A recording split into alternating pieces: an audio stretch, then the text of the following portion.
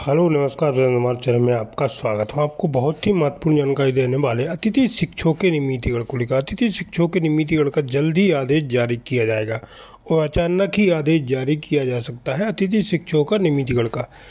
तो मध्य प्रदेश के जिलाध्यक्ष, इनका क्या कहना है अतिथि शिक्षकों के नियमितीकरण को लेकर, क्या बात हुई है और क्या हो सकता है अतिथि शिक्षकों के लिए और कब तक नियमितीकरण का आदेश जारी किया जा सकता है, विस्तार से मैं इसके बारे में जानकारी आपको दूंगा। अतिथि शिक्षक मांग रख रहे हैं कि इनकी पद स्थायित्व किया जाए या 12 माह का सेवा काल दिया जाए या गुरुजी की तर्ज पर इनकी विभागीय परीक्षा लेकर इनको नियमित किया जाए। ठीक है, 3 प्रकार की मांगें रखी हैं सरकार के सामने। 3 में से कौन सी मांगनी जाती है सरकार के द्वारा अभी क्लियर नहीं हुआ है, लेकिन जल्द ही कोई आदेश जारी हो सकता है। शिवराज सरकार बोल रहे हैं कि इसी महीने की लास्ट तारीख तक अतिथि शिक्षकों की महापंचायत बुला सकते हैं, लेकिन अभी संभव नहीं है। हो सकता है 1 या 2 सितंबर को महापंचायत बुलाई जाए। तो मैं इसके संबंध में पूरी विस्तार से आपको जानकारी देने वाला हूं कि अतिथि शिक्षक संघ की जिला अध्यक्ष का क्या कहना है, उनकी क्या मांग है सरकार के सामने। आप वीडियो में बने रहें, वीडियो पूरा देखें। वीडियो अच्छा लगे तो लाइक जरूर करें और चैनल को सब्सक्राइब जरूर कर लें ऐसी अपडेट पाने के लिए। कि सूबे के मुखिया ने कहा था कि हम इसी माह आपकी महापंचायत बुलाने वाले हैं, क्या लगता है? नहीं, मुझे भरोसा है जी। माननीय मुख्यमंत्री जी के ऊपर भरोसा है पूर्णतः। पूरे जितने भी हमारे प्रदेश में अतिथि शिक्षक कार्य कर रहे हैं और बार बार यही आवाज आई है, लेकिन मुझे विश्वास हो रहा है कि इस माह तो कैसे संभव हो सकता है, लेकिन शायद हो सकता है शिक्षक दिवस के उपलक्ष्य में हो सकता है कि आमंत्रित किया जाए और महापंचायत बुलाने में तभी हम विश्वास करते हैं। अभी बीच में तो नहीं हो सकता है। 21 तारीख के लिए जो बार बार बोल रहे थे, 21 तारीख के लिए संभव नहीं, क्योंकि आज 28 तारीख हो गई जी। और माननीय मुख्यमंत्री जी बुलाएंगे तो निश्चित रूप से हमारे प्रदेश की समस्त अतिथि शिक्षक उनके आमंत्रण पहुंचेंगे। अभी फिलहाल में कोई ऐसी डेट नहीं आई है।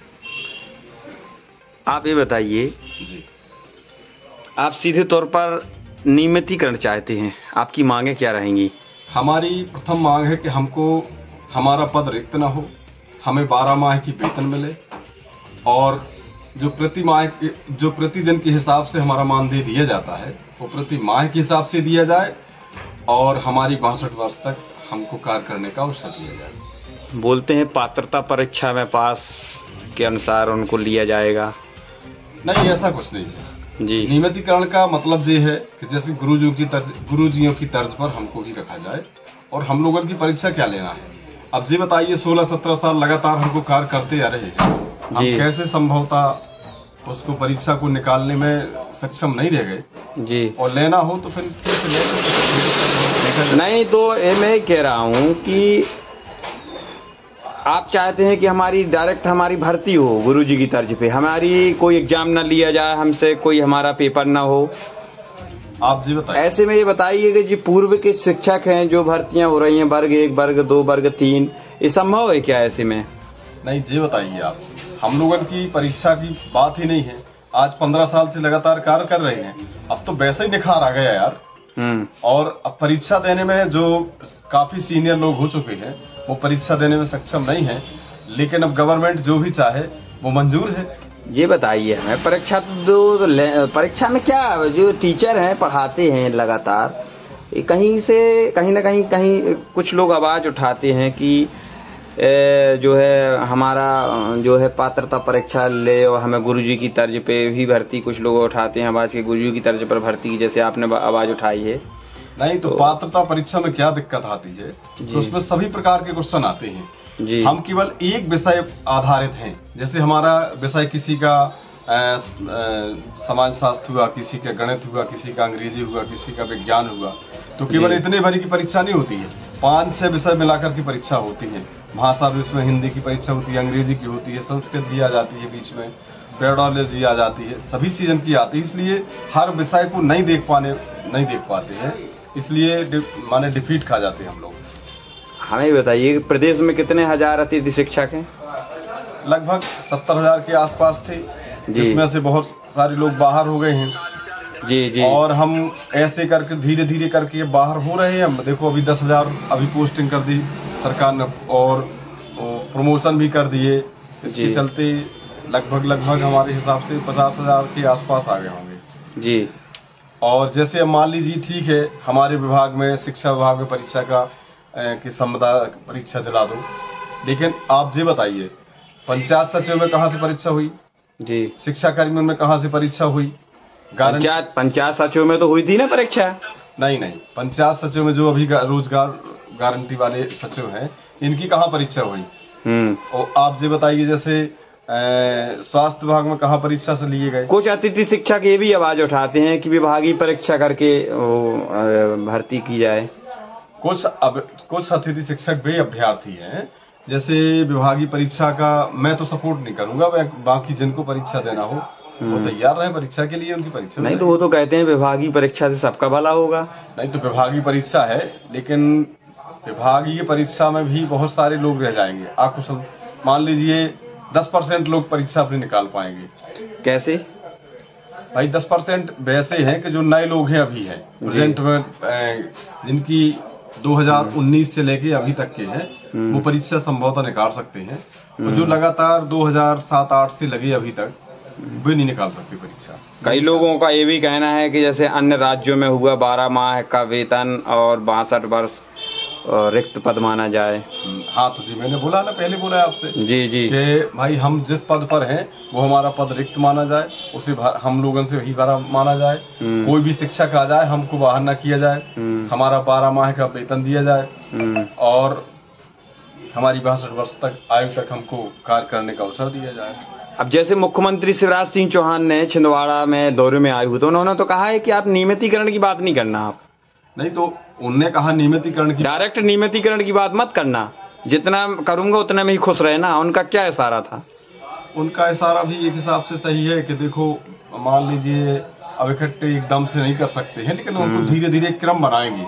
जैसे मान लो करके, मुझे मेरे ख्याल से तो बहुत से लोगों के पास डीएड बीएड नहीं है, वो आरटी के तहत डीएड बीएड के बिना कैसे संभव टीचर हो सकते वो। और जैसे मान लीजिए तो कुछ ना कुछ तो उनको आधार रखना पड़ेगा जी। और कुछ लोग ऐसे हैं जो काफी सीनियर हैं, तो ऐसे अब देखो गवर्नमेंट की क्या स्कीम।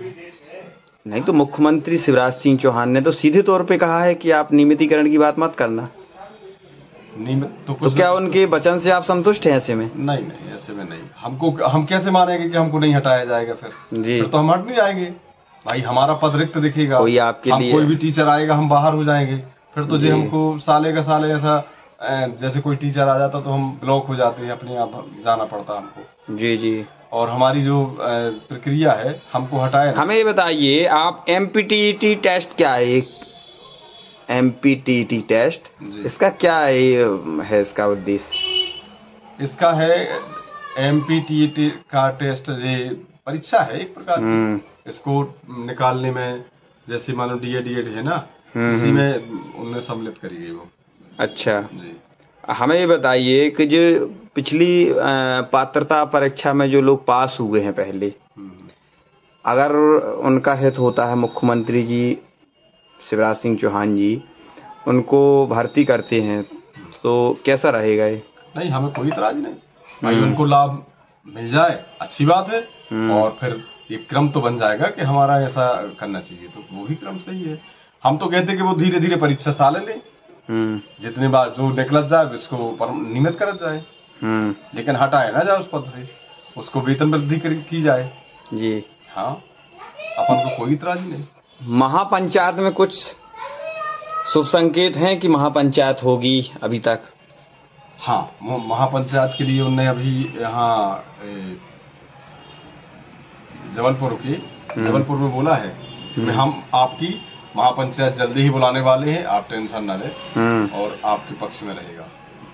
अच्छा, एक विषय और है जी, कि महापंचायत होगी, कितने अतिथि शिक्षक जुड़ेंगे महापंचायत में? महापंचायत में मेरे ख्याल से अब जो समझदार होगा वो तो घर में नहीं बैठेगा, पूरे लोग वहाँ जुड़ते जाएंगे, अपने परिवार के साथ जाएंगे जी। और उनके स्वागत में मान लो करके बहुत बड़ा जमावड़ा लेकर के जाएंगे।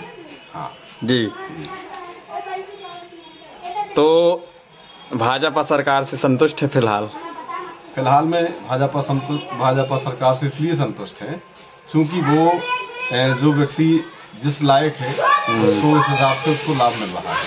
अगर संतुष्टिजनक महापंचायत में जवाब नहीं मिला तो तब तो फिर जैसा वो हमारे साथ में असंतुष्ट करेंगे हम उनको असंतुष्ट कर देंगे ना। और कुछ संदेश देना चाहते हैं आप? नहीं, फिलहाल में कुछ नहीं है। अब तो हम जो ही चाहते हैं कि हमारी करबद्ध प्रार्थना है कि माननीय मुख्यमंत्री जी से कि हमारे भविष्य को देखते हुए कार्य करें ताकि हमारा नुकसान ना हो सके, हम भी अपने परिवार के साथ में अच्छा जीवन यापन करके जाएं। जैसे उनको भी अपने आप में लगता है कि देखो हमारी 5 साल में उनका चुनाव होता है तो अपने खूब सभी को लॉलीपॉप देते हैं, जैसे हमको भी। शिवराज सरकार को क्या संदेश है आपका? शिवराज सरकार को देखो मेरे ख्याल से तो देखो सभी जने को संतुष्ट किया है। युवाओं को देखो जो हायर सेकेंडरी करके गए हैं और प्रत्येक विद्यालय में उन्होंने ऐसी स्कीम रखी थी कि जो विद्यालय में फाइट करेगा सबसे आगे नंबर आएंगे तो उनकी स्कूटी का प्रावधान रखा। जिनकी 80% से ऊपर आएगी 85 से तो उनको लैपटॉप प्लस स्कूटी भी दी जाएगी, ऐसा रहा है। और जैसे लाडली बहनन में है, जैसे वृद्धा पेंशन में है, लगभग सभी वर्ग को उनका ख्याल रखा है। तो हमको भी लगता है कि अतिथि शिक्षक कितने हैं, अतिथि शिक्षकों को तो वास्तव में ख्याल रखेंगे क्योंकि हम तो भविष्य के निर्माता हैं, समाज सुधारक। हमने तो समाज को सुधारने का कार्य किया है जी। और जी बताइए आज 15 साल में हमने कितने लोगों को नहीं पढ़ाया होगा। तो हमने समाज सुधारक हैं, शिक्षक नहीं है, समाज सुधारक। हमने समाज का निर्माण किया है जिससे वे वोट लेने आए और ज्यादा नहीं है तो वे अपने सीने पे हाथ धर के देखें कि वास्तव में शिक्षक एक समाज सुधारक है कि नहीं है। हमने समाज को दिशा दी है और हम जरूर हमारी दशा है लेकिन हमने समाज को अच्छी दिशा दी। नाम क्या है?